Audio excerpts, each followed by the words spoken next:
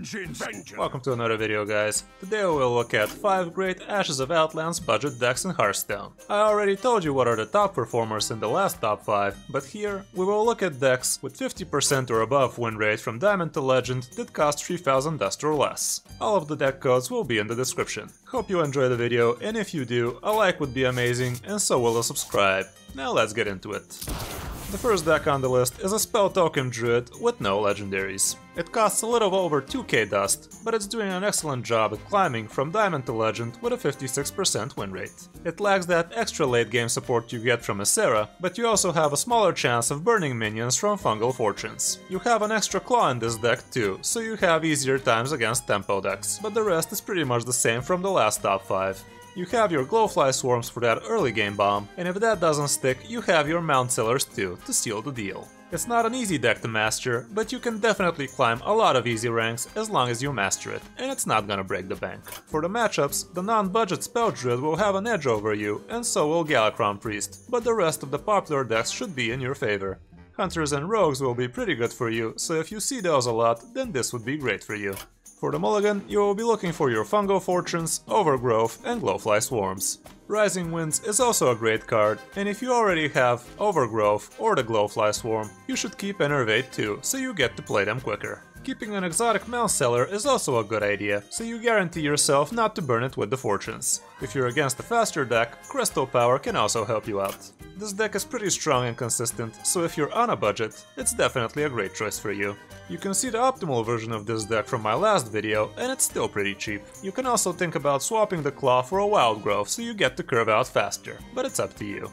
Next up, we have Tempo Demon Hunter again, with a 56% win rate and costing just under 3k dust. It has 2 legendaries and 4 epics, but half of those are free, so they are not included in the total cost. Tempo Demon Hunter is still one of the best decks out there for climbing, and it does the job fast. It's very consistent and not too hard to play either, so you can definitely snag yourself some easy ranks. Metamorphosis is the only legendary you need to be crafting here, and if you plan on playing Demon Hunter in the future, it's a no-brainer. The 2 epic blades are also pretty worth the craft, and I wouldn't be surprised if those 2 get nerfed in the future not too far from now. You can get creative on the Sightless Watchers and on the Spectral Sight, and you can swap them out for Sigil Runners and Aug Merchants, but it's up to you to decide which one you value more. For the matchups, you will have problems with Enraged Warriors and Face Hunters. Anything else is 50% or more, so you should have no trouble climbing with it, as long as you don't see too many of the warriors. Nowadays, Bomb Warriors are most popular, so you should be fine.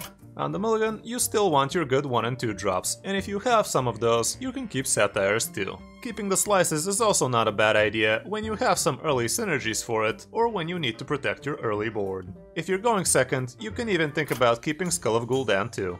This version is doing pretty well, but if you want to be playing its optimal form, you need to fork up 1600 more for K. It's a very solid card and it will improve your win rate by a lot, so if you're serious about Demon Hunter, you shouldn't be thinking twice. You can check out my last top 5 and you can see the detailed guide about the optimal version of Demon Hunter right now.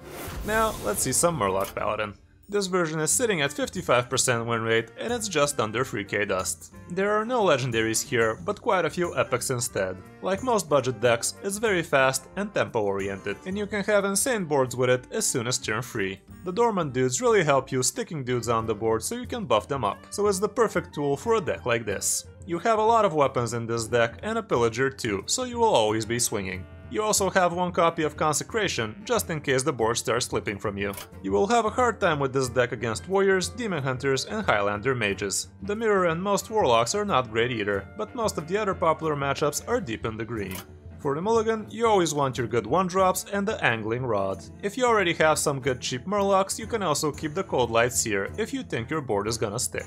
Hand of Adal is also a nice cycling tool, which also buffs. Never keep True Silver and Pillager, and don't get too excited for the Tide Hunters, Fish Flingers and War Leaders too. The optimal version of this deck is running the Murger Prime, which gives you some extra late game potential, but it actually has a higher win rate without it, even though the sample size is a lot smaller. It's a fun deck, and you will be crafting a lot of core Murlocs, so it's not that bad of an investment for the future. Murlocs often find themselves in the meta, so you will probably have other options for them in the future too. No top 5 for budget decks will ever be complete without a Face Hunter, so here we are. 55% win rate for just under 2k dust. The only epics here are the 2 side quests, but they are pretty essential. It's an extremely fast deck, with your most expensive cards being free drops. You can also try adding a scrap shot here, but this version is very good too. The game plan is simple, face is the place and trading is forbidden. Games don't tend to last longer than turn 6 or 7, so whether you're winning or losing, you will be doing it fast. The cocktail of secrets you're running is also pretty face-oriented, without the need of freezing traps. Pack tactics can be great on your face stalker, but it's also amazing on your gnomes and kobolds. You also have your Unleash the Hounds, so you can punish those white boards, especially if you roll the Liak. Not too much of a sample size here, but Priest will be a pain. Warriors are also not your friend, and Paladins can be a problem too. Anything else is good for you, so smork away. For the mulligan, you always want to have one side quest, one worgen, a face stalker, and ingenuity. Keeping secrets is not a great idea unless you're going against a fast token deck, in which case Explosive Trap is fine. For the optimal version of the deck, you will want to have a Dragon's Bane, which is a good craft anyway. You can also find room in the deck for the Sharpshooters and for Scrap Shot, but it's up to you. Dragon Hunter is also pretty solid and cheap nowadays, but you will need to have the Adventure unlocked, which is not exactly budget. There are versions without the Rottenness Drakes in them, but it's less than optimal. And the fifth deck on this list is gonna be Totem Shaman, with a 55% win rate and just above 2k dust. Totem Shaman is an interesting concept, but it doesn't work as great against experienced players, especially when you're going second. It's hard sticking those totems on the board, so you can start doing your shenanigans, but this list has some tools to help you out with that. The Beaming Sidekicks and Ugg Merchants help you stick those harmless 0-2s on the board, and if you manage to stick 2 or more on the board, then things are really starting to look your way. This version runs only one Bloodlust, so you have room for a Mark spawn.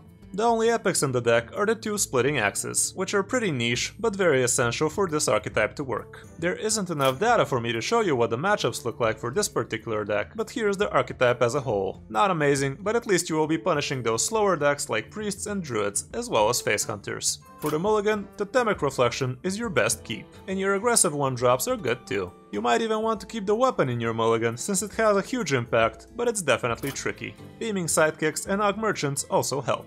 Overall, I'm not sure I can recommend this deck as a good craft, since it doesn't have such amazing results and the 2 epics are not usable in anything else. But if you think you might enjoy the archetype, it's worth a shot. It's definitely easier climbing with it in lower ranks, but experienced players will know what to look out for, so it definitely will be a challenge.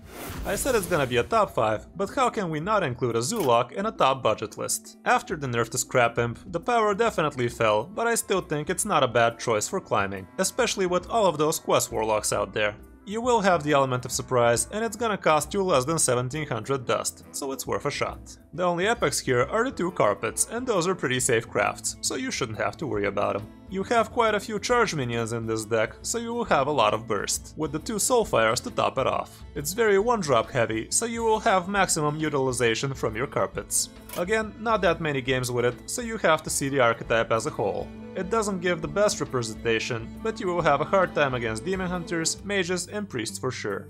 Warriors also hurt, and overall things are not that green for you. For the mulligan, Scrap Imp, Hand of Gul'dan, and also the Expired Merchants is what you will be looking for. These 3 cards are what makes the deck tick, but keeping a Voidwalker or Flame Imp is also pretty good. It's not too consistent, but when it clicks, it's really good. Again, not exactly a deck I can confidently recommend you crafting, but if you have most of the cards, you should try it out. I'm sure you guys would have asked me why I didn't include it in the list, so here's your answer. Ebonlock can also bump up your win rate, but it's not worth the craft, since this is the only deck that actually utilizes him. So that's gonna be it for this video, guys. Hope these help you climb some easy ranks for cheap. A like and a subscribe helps me and the channel more than you know. Thanks for watching, I'm Kris05, and I'll see you in my next video or stream.